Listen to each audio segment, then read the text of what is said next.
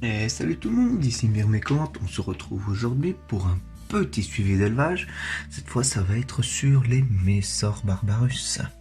Et oui, alors sur les Messor Barbarus, il y a eu quand même quelques petits changements. Donc des changements déjà qui datent d'un peu plus vieux, c'est que j'ai scellé les vitres ici avec de la colle chaude. Comme ça, elles peuvent plus passer par-dessus, par-dessous la vitre, tout simplement. Car oui, j'avais simplement posé la vitre par-dessus les aires de chasse des deux nids respectifs. Mais elle réussissait quand même à soulever la vitre par je ne sais quelle force et à s'enfuir, et du coup je me retrouvais toujours avec 3-4 ouvrières dehors. Donc là, comme on peut le voir, bon, c'est la zizanie, hein, car j'ai fait, sans faire exprès, j'ai fait bouger le nid ici. Donc du coup, c'est la grosse zizanie. Donc comme on peut le voir, le développement va super bien, comme d'habitude. Hein. Toujours un excellent couvain, un peu partout dans les salles, etc. Bon, là, il y a un peu de condensation, car j'ai rajouté il n'y a pas longtemps de l'eau dans la réserve d'eau qui est ici. Hein. Donc voilà, c'est pour ça qu'il y a de la condensation, mais bon, au fur et à mesure du temps, ça va partir, hein, tout simplement. Alors, qu'est-ce qui a changé? Alors, on peut observer là le tuyau de raccord qui monte jusqu'à l'aire de chasse, bien sûr. Alors, je compte aussi de rajouter une seconde aire de chasse à côté, comme ça fera quand même plus... ça fera deux aires de chasse, comme ça je vais pouvoir spécialiser une aire de chasse. Alors par exemple une aire de chasse rien que pour les abreuvoirs, comme celui-ci, et une aire de chasse pour le dépotoir, les graines, etc. Ce sera beaucoup plus simple pour moi de nettoyer ainsi.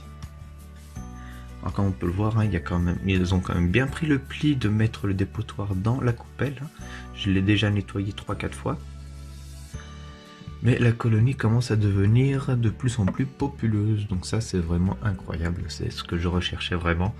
Donc voilà, donc pour ce fait, vu que la colonie devient de plus en plus populeuse, vous avez pu remarquer au passage ce petit raccord qui change complètement, hein. Là on peut observer quand même quelques petites fourmis ici. Hier, à l'heure où je tourne la vidéo, là on est dimanche, donc samedi, j'ai raccordé 4 nids sphères que j'ai acheté chez Happy End. Alors pour le moment j'en suis assez fier. J'en ai humidifié 3 sur 4, donc celui-là, celui-là et celui-là. J'ai humidifié ces 3 nids là et j'ai gardé ce nid-ci sec.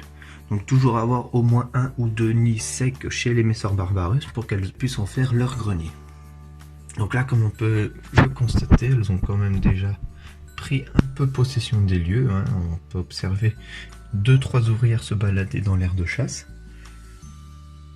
Donc j'ai pas réussi à filmer les premières ouvrières allant dans les nids, désolé, mais j'ai quand même observé réussi à filmer les 2-3 ouvrières qui arrivaient dans le tuyau de raccord. Voilà, comme vous pouvez le constater, il y a quand même du monde un peu partout. Donc forcément, il y aura toujours un peu plus de monde dans celle-ci, car c'est le premier tuyau. C'est le plus proche. Excusez-moi pour les angles de vue. Voilà, c'est le plus proche qui est ici. Donc forcément, il y aura toujours un peu plus d'ouvrières dans ce nid-là que dans les autres. Alors pour le moment, il n'y a personne dans les galeries. Alors je sais, celui-là, il est assez mal placé, car le trou d'entrée se situe ici. Et bien sûr, par ici, comme vous pouvez le constater, c'est assez bas pour les observer. Mais bon, c'est pas dramatique, hein, je ne m'en plains pas. Alors, c'est des galeries plutôt profondes, donc ce qui est vraiment bien pour les Messor Barbarus, hein, ça permettra de leur faire du pain et d'être quand même assez nombreuses dans le nid, malgré que ce soit une petite sphère de 12 cm de diamètre, je crois, si je me souviens bien, ou de 10. Voilà, donc c'est quand même assez petit, mais voilà, j'en ai pris 4, donc ça me permettra d'avoir quand même une grosse population à terme. Donc, comme vous pouvez le voir, là c'est des galeries moyennement profondes, là des galeries peu profondes, et là c'est deux nids avec ce nid là et ce nid là, pardon, c'est des nids avec des galeries très profondes. Alors pour le moment, il est encore un peu tôt pour les voir s'installer dans les nids adéquats, hein. Donc je vous referai sûrement une vidéo sur le sujet une fois qu'elles seront bien installées dans ces nids là. Donc ce que je trouve pas mal, c'est que quand même c'est beaucoup plus esthétique d'avoir des nids comme ça, de mon point de vue, que d'avoir des nids tout carrés comme ceci ou autre. Donc je trouve ça vraiment pas mal. En plus, comme la disposition comme elle est, c'est un peu comme dans la nature, car l'aire de chasse se situe au-dessus, donc la surface de la terre. Ensuite, elle s'enfonce grâce aux tuyaux dans la terre. Un premier palier de nid, donc de galerie, comme dans la nature également. Et je suppose aussi, de ce que j'ai vu dans les vidéos de ceux qui déterraient, enfin qui mettaient du ciment, etc. dans les fourmilières, il y a quand même encore d'autres salles plus profondes, elles creusent de plus en plus profond. Et puis là, ce seraient les salles les plus profondes. Donc bien sûr, la reine se situe toujours dans les salles les plus profondes, ce que je pense. Je pense qu'elle est toujours dans les galeries les plus profondes afin d'être le plus en sécurité possible et puis avoir le moins de choc thermique. Donc autre supposition, là pour le moment c'est le grenier à graines, mais je suppose qu'elles vont commencer à décaler, enfin pas vraiment décaler, mais à rajouter de plus en plus de graines dans ce nid là, dans ce nid sec, car c'est quand même le nid le plus proche de l'aire de chasse, le nid sec le plus proche de l'aire de chasse. Donc je pense que ce serait quand même assez intéressant que j'observe ça sur plusieurs semaines, voire plusieurs jours, afin de déterminer si c'est vraiment ça ou pas. Donc là, comme vous pouvez le constater, voilà, il y a quand même quelques petites ouvrières, etc. Donc c'est quand même vraiment des nids de bonne qualité, hein, j'ai envie de dire. Je suis plutôt fier de ces nids-là, en plus d'une jolie couleur. Alors oui, c'est des nids bleus, alors bon, c'est peu fréquent dans la myrmécologie d'avoir des nids bleus, mais moi j'aime bien. Ça fait un autre style, ça change de couleur.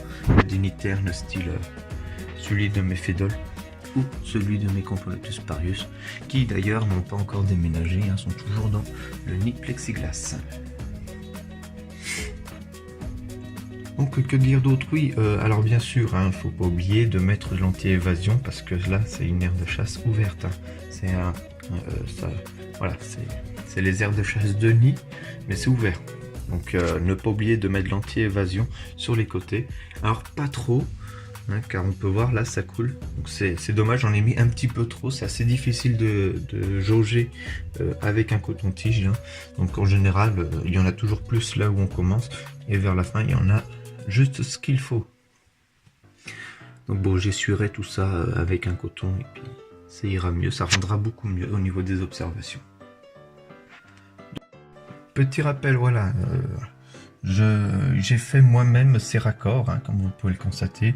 J'ai simplement pris un tuyau de gros diamètre, donc de diamètre 10 mm, afin d'emboîter plusieurs petits tuyaux de 8 mm.